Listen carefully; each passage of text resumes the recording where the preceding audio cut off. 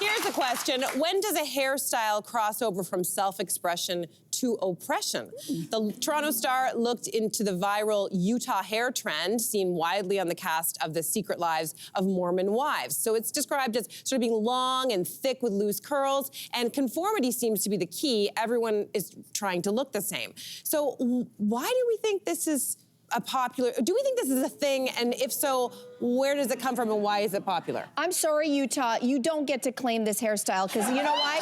There's Utah hair, there's Houston hair, there's Toronto hair, there's Vancouver hair, Montreal hair. They all look the same. Yeah. That's number one.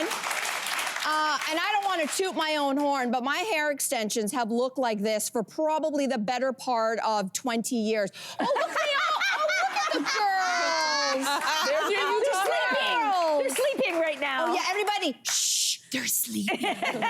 So I'm sorry, Utah, you don't get to claim this. The idea that this is oppression, which is another area, I don't know about what that means exactly, but girls, you don't get to claim this one. Nope. Yeah.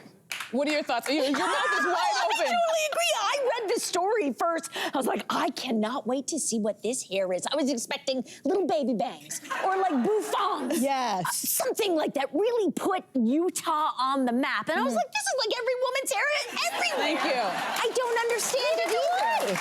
I don't get it. Maybe what's disturbing about it is this sort of ubiquity of it. We were talking yesterday about how looks catch on and sometimes it feels like everyone just needs to look the same. And the fact that they're all kind of white, blonde women of a certain, like, it just starts to remind me a little bit of Stepford Wives. Does anyone remember that kind of thing?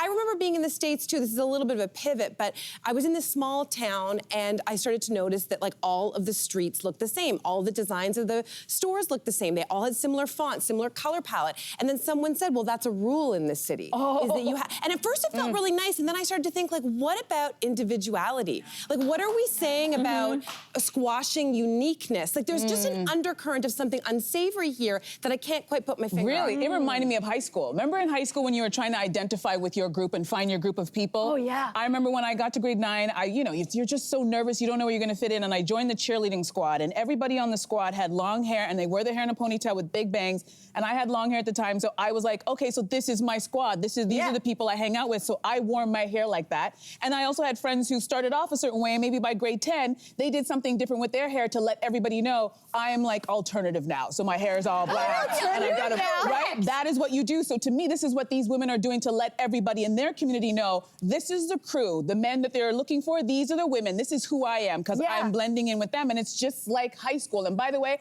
I also have that hair, it's in a cupboard in my house. So, did that make me a Utah wife? Right, we're not. We're not. I don't know how they get to claim it. So interesting. It's what we all do. Think about that in grade 9 and 10. Does anyone remember the spiral perm? Yeah. It was like, it might be, you're too young.